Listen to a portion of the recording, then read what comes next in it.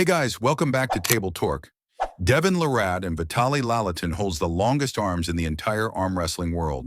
Having a long forearm makes you extremely dangerous against most opponents, though it also makes you vulnerable to certain styles. But are they using their long arms in the same way? Absolutely not. And what's their common vulnerability? In this video, we're going to discuss how both Devon and Vitali use their long levers differently from each other, and some of my thoughts about their upcoming match going to happen in February. First, let's talk about how Devon Larratt's pronation lift turned the concept of hand and back pressure into a single rigid unit. When a new arm wrestler starts training the top roll, the first difficulty they usually face is coordinating back pressure with pronation. It's very hard to build that connection. Suppose the opponent is a hook puller. It's simple. If you're driving back, you need to lock your pronator or resist the cup of the opponent.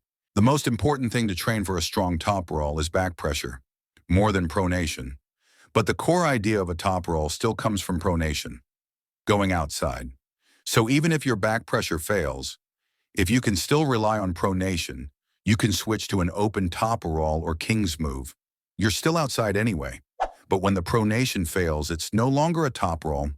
The opponent's supination takes over, and you're forced into a hook. The style completely changes. The key to staying outside and preventing your opponent from bringing you inside is pronation. That's why Devon emphasizes it so much. As I said, it's hard to build the pronation back pressure connection. Your pronation must stay locked with your back pressure, and that's exactly what you achieve through the pronation lift.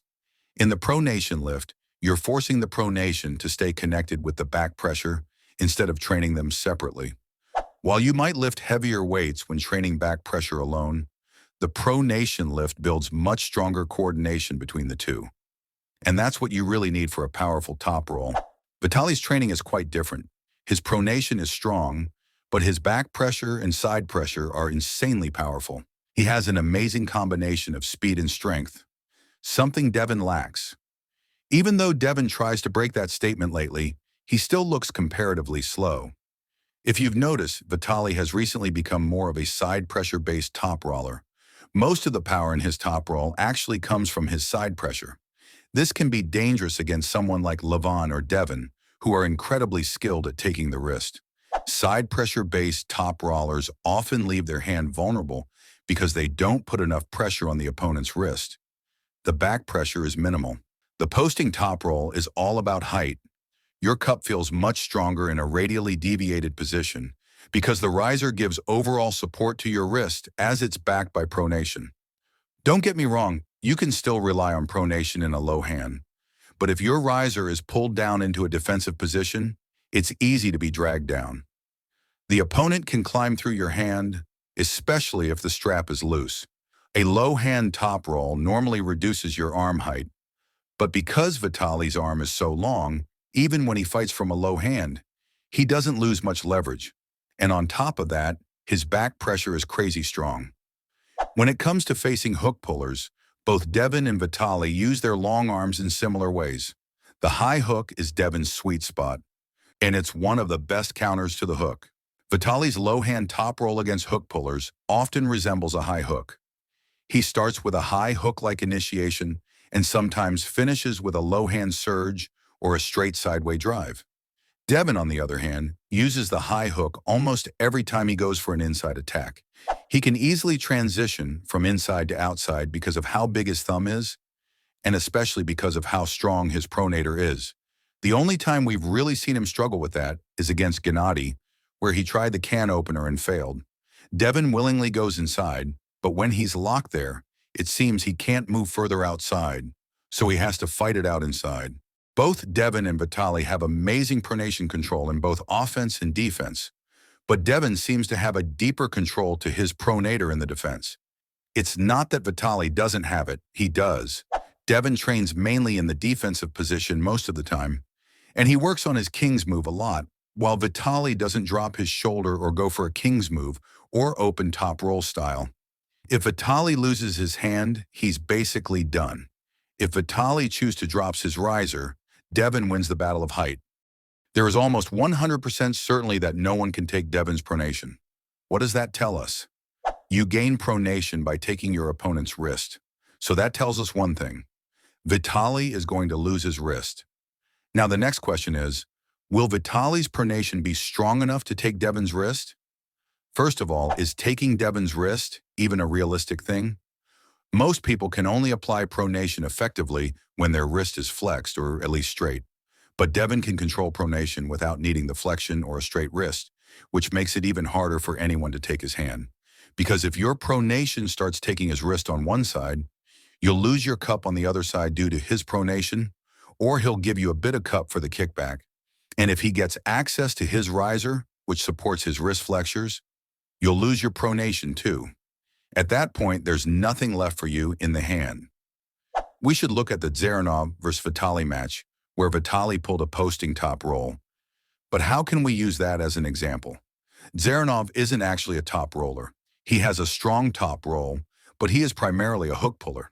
So the fact that Vitali's riser stayed sharp in the Zaranov match doesn't mean his riser is strong enough to take Devon's riser. People who bring up that match are missing the point. If we want a real comparison, look at Vitali against Dave, Hermes, and Michael. All three are high-knuckle top rollers, and in every one of those matches, Vitali's riser dropped. His riser dropped like crazy in the Michael match. His riser was gone, wrist was gone. But he still had pronation. Vitali just isn't someone who is used to pulling with a high, rigid riser. And with such a long hand, it's extremely hard to build riser strength quickly. Devon also has a long hand, but he has been training his riser even before Vitali started arm wrestling. So what does that tell us? Vitali will lose the riser, he will lose the wrist. What remains? His pronation and the center? Devon's real struggle won't be taking the wrist. It will be dealing with Vitali's offensive hits. Michael stopping Vitali in the center was still shocking to me, but even then Vitali won the side pressure battle. That tells us something. Everyone assumes Devon will go into a king's move because Vitali has so much arm power. But we forget something. Remember Devon's rampage in 2023? He faced Dave in July, then Hermes the next month, then Dennis in November, and then Georgie the following month, all without losing a single round. People say Devon has no arm power because of his matches with Prudnik and John, but 2 years later he showed an entirely different level. Now their match will be at 2026. This isn't the same Devon. His arm power has gone to a completely new level. But still, it's hard to imagine Devon not getting opened by Vitali, simply because Vitali's initial hits are just overwhelmingly powerful. Matt Mask is someone who has a longer forearm than Devon, and he always made Devon struggle in the past. But now Devon is on a level where it doesn't matter. He's strong everywhere, at least strong enough to deal with someone like Vitali. Philip is another puller with an elbow to fingertip length more than Devon's, maybe close to Vitali's. Look at how vertical Matt Mask gets. He can only get that vertical when he grips someone with a much taller forearm. And what happened when Philip faced Devon? Devon was just toying with him. Yeah, I know, Vitali is 3 to 4 levels above Philip, but still, the way Devon manhandled Philip was just crazy.